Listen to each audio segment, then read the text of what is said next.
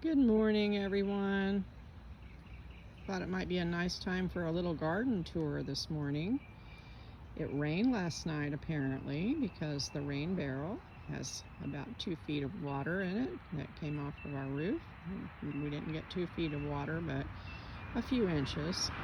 So here's one of the queens of the garden. This is the coral honeysuckle, and she's growing on our arbor. She's pretty enthusiastic. She's liking her spot there. Now this is just a wonderful Florida native plant. It's not the type of a honeysuckle that gets really invasive. And the butterflies love it. And of course the people love it. And very, very drought tolerant. You can hear the birds singing. Also hear the people starting to drive their cars. So we live on a bit of a busy road. It won't be completely quiet, but we'll just take what we can get. So this is the outside of the picket fence. And we do have one of the little yellow jasmines that's a native. It's called Carolina jessamine, and it has a sweetly scented flower. It's past its bloom right now. Here's one of the rosemaries. Here is some lemon thyme. It's pretty happy out here. This is one of the ornamental kales that I planted, and it's blooming right now. Here's a nice butterfly larval food. It's the bronze fennel.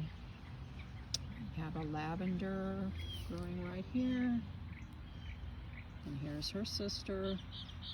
She's growing next to her. Hopefully we'll be able to harvest quite a bit of lavender. Here's my pride and joy. This is the Sweetwater rose that I took a cutting of near Sweetwater Creek, and she's just really, really happy on the fence there. So this one's been blooming for about 3 weeks now, and we still have a few little buds on there, and then that'll be it for the bloom until probably next year. So we have little Sweet Williams, nice old-fashioned flower, just some snapdragons. There was a leer-leaf sage that finished blooming, and lots of arugula. I just threw some arugula seeds out here, and now all the arugula is blooming. It's setting seeds. This is our mulberry, which we never get to eat any of the mulberries because the birds are really active when the mulberry is fruiting, and it gives us lots and lots of shelter from the road. It shades the garden a little bit too much, but hey, that's all right. I'll take it.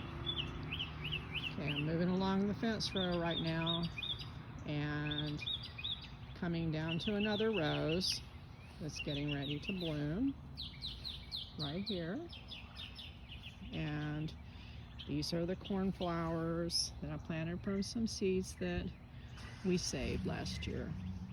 They're mostly blue. I was kind of surprised about that, but maybe cornflowers revert to blue in second and third generations. So there's some yarrow. It really needed some rain, and it's perked up. This is the white yarrow. That's a medicinal type yarrow my friend Ashley gave to us. We're so lucky to know Ashley. And more of the cornflower. There's an ancient coontie palm, beautyberry. Here's a plum tree that bloomed just a little bit. I think I need to plant another plum to give it a pollinator type plant. So over here you see the bamboo that we planted when we first moved in, and the bamboo has grown miraculously. It is clump forming bamboo, so it shouldn't be invasive. Hopefully I'll be able to harvest some bamboo from it to make garden stakes pretty soon. So I'm walking back, going back to the front of the garden.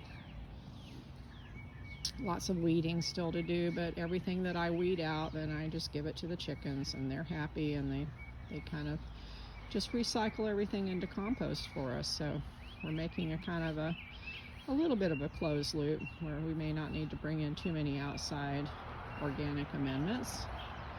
So I'm walking into the front of the garden, and you can still see there's lots of work that needs to be done, but that's okay. That's what a garden is. Gardens are work, they're pleasure, they're frustrating, they're joyful. I couldn't live without my garden, so there's an elder that I transplanted last year. Hopefully we'll make some medicine from the elder and have some food from it too. There's a Louis Philippe rose that I'm trying to tame a little bit. I took that from a cutting from my friend Levon. And here's the Einsheimer apple that my friend Ashley gave to us. And oh, I see some apple blossoms. I don't think that it'll show up too well on the video, but there it is. Now we have some apple flowers up there. What fun. Some ancient boxwood against the house. That was here before we moved here. Here's a Myers lemon tree. I need to cut back the lemongrass, and the lemongrass will be a wonderful plant we can make tea from, and it's very, very drought tolerant. Okay, here's the front bed that I'm trying to make sort of a permanent type bed where I won't be changing things out.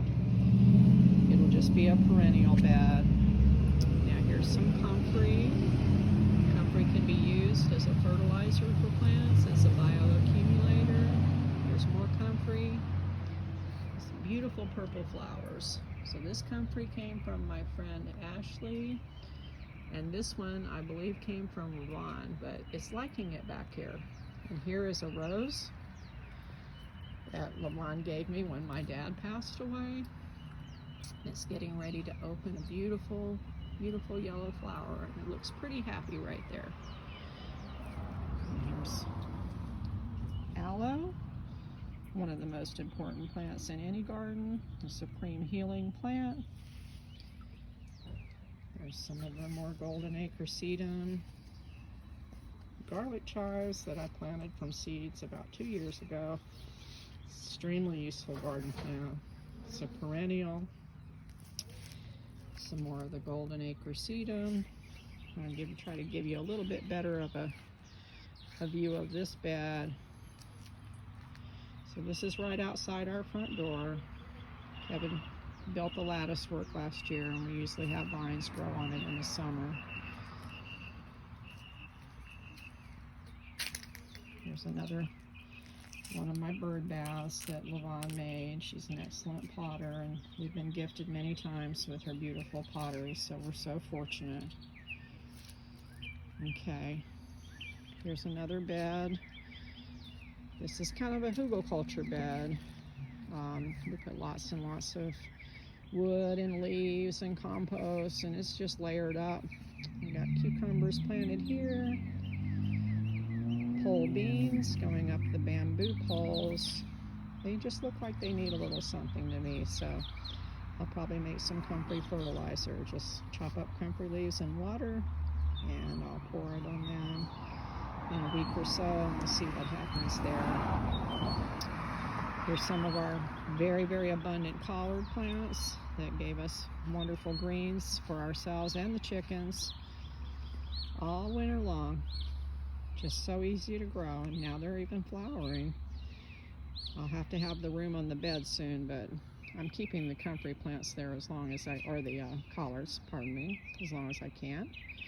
Lots of volunteer cilantro that came up this year. Here's some more of it.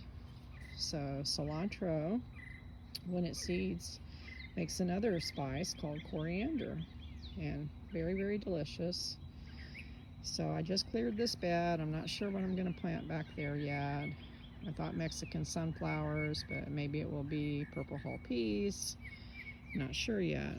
And I did plant some more beans.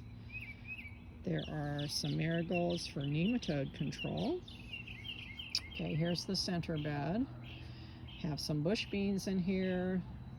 The bush beans have some little flowers on them, so very soon they should be giving us some little beans for our meals. And there's volunteer sunflowers here.